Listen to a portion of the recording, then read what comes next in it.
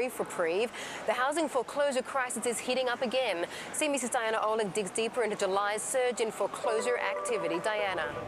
Well, that's right, Amanda. The numbers were going down for a while as industry and government modification programs kicked into gear. But in July, total filings rose again, up 4% month to month.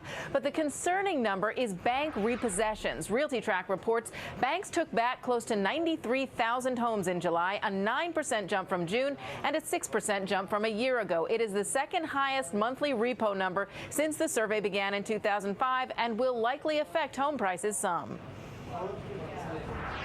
Prices have fallen so much that they're not going to be under the same downward pressure. It's just going to be a modest dip, but a modest dip right now is something that the mortgage market does not need. Now, forgive me, but I'm going to throw some math at you. In Q2, Fannie, Freddie, and the FHA reported REO, that is repossessed homes, inventory at 236,338. That, by the way, is up 13% from Q1 and up 74% from a year ago. Now, the banks are harder to track because they report REOs in the value of the properties, not the actual number. Now, Lawler estimates that by Q1 of this year, banks own $14.5 billion worth of homes. If the average home price is around $150,000, that means they're carrying about 97,000 properties. Now, you have to add to that private label securities and the homes they repossessed, which Moody's reports is now at 203,665. My best guess right now is that real estate, that REO held by Fannie, Freddie, FHA and other government entities and banks and thrifts is probably just a little bit under 600,000, but unfortunately it's on the rise. Okay, so take that 600,000 number and compare it to the monthly existing home sales number, which was 564,000 sold in June, less than the total number of just REO supply. That gives you an idea of where we are in that inventory. If you want to see the numbers again, go to the blog. They're on it, realtycheck.cnbc.com. Amanda? They tell a very clear story, don't they? Thanks very much, Diana. Well, on an almost daily basis now, mortgage rates are playing a game of just how low can you go. Today, the average 30-year fixed rate fell to yet another record low of 4.44%, according to Freddie Mac. Looking historically, that's quite a contrast to the 18.45% rate of October 1981. Ouch. But given the economic climate, are low rates enough to entice prospective home buyers? Well, Benjamin Clark is the president of the National Association of Exclusive Buyer Agents, also a licensed real estate agent in Salt Lake City, Utah. And Fred Glick is the president of U.S. Loans Mortgage and a licensed real estate agent and mortgage broker based in Philadelphia. Ben and Fred, thank you very much for joining us. Ben, let me get to you first of all, because you recently polled your members, I believe, about just how low they think that rates have to go before we're going to see a substantial pickup in buying. What were the results? Well, the results were that 42% of the members polled said that rates could not go low enough, meaning that rates alone are not a magic pill for the economy. So basically, if you don't have a job, no matter how low rates are, you're still not going to get out there and buy. So what do we need to happen? If it's not just low rates, what else needs to happen, Fred? Jobs.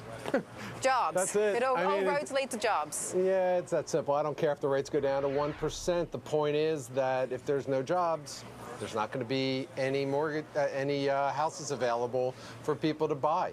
So it just doesn't make any sense. It's a refi world now. It's crazy refi world. And hopefully the lower payments will throw some money into the economy and hopefully create some jobs. I'm wondering whether the banks are also partly responsible. And I know, considering the experience they've had, they've gone a lot stricter with their checking out of everybody's credit, and you can understand why, but nonetheless they're actually making it harder, aren't they, for the housing market to reinvigorate itself by checking everybody so much, do you think, Ben? Yeah, I've had a lot of members complaining that they've kind of gone to the extreme of making it pretty difficult to get a mortgage with increased down payments, increased costs and fees, increased mortgage insurance. So it's definitely making it a factor for people who want to buy a home today and are just not quite able to qualify. Here's a question, Fred. Buyers have become used to, various government handouts and various stimulus programs. Of course, there's low rates for a start, and then we had the tax credit for first home buyers. So what happens when eventually we get back to a more normal situation in the housing market? What's going to happen then? And, is that even just years out? We even shouldn't be talking about it. I think we're probably, and I was saying to your producer yesterday, that we're probably going to have half a Japan recession. What I mean by that, I think it's 5 years until anything gets back to where it was, because there's nothing to really say to the economy, wow, these are the jobs we're going to create, these are the types of jobs, so therefore we're going to stimulate the economy like crazy, like we did with computers in the 90s. There's nothing out there to do that. So I think it's going to take a while to just slowly build up the economy. So what's going to happen then? We're going to have the foreclosures go away. I know Diana talked about all the foreclosures that finally came on board. This may be the beginning of the shadow inventory that everybody's been talking about peeking into the market. So the combination of the shadow inventory and maybe the low rates and maybe a little job creation will give us a little stimulus going the other way now. What do you think on that, Ben? Do you agree? I think that job creation is obviously the most important factor, and it's not necessarily new jobs, but the number one reason that our members said that buyers in the market today are shy about buying is lack of job security. So it's not just necessarily that they don't have a job, it's that they're concerned that they may not in the future. You know, Ben, there was a story in today's New York Times highlighting that home equity loans are actually defaulting at a faster rate than homes. With the more money borrowed by homeowners, the more likely apparently they are to default. So is this an even bigger threat to the market that's looming out there? It's certainly a threat to the economy. It mentioned that the more expensive, the higher dollar loans were less likely to get paid back than the lower dollar loans. And, you know, obviously it's all about dollars and cents, and so it definitely will have an impact on the economy. Fred, would it be a bad idea to bring back, for example, the home buyer tax credits? I mean, obviously it did great things while it was in implementation, but then now we're suffering from the hangover. You know, a lot of those purchases were brought forward, and you can't just keep on doing that, can you? But is there something else out there that we could do that would have a better effect, a better, more sustainable effect on the market?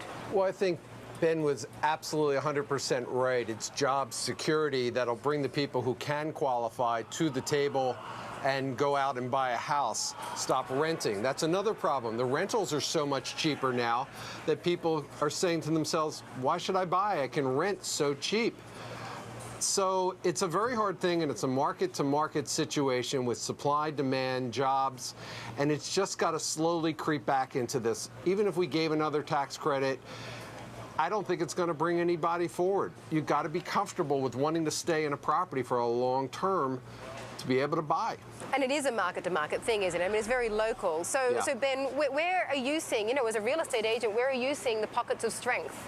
Well, I think, like he said, that a lot of the buyers who would be out there today, because of the stimulus and the intervention, have already bought homes, maybe prematurely even. They would be the people who would normally save up to buy a home, but because of the incentives, they would be in the pipeline today, but they've already squeezed them out of the pipeline. And so the areas where you're going to have increased growth in the near future are primarily the areas that are going to have jobs that are going through economic growth at this time.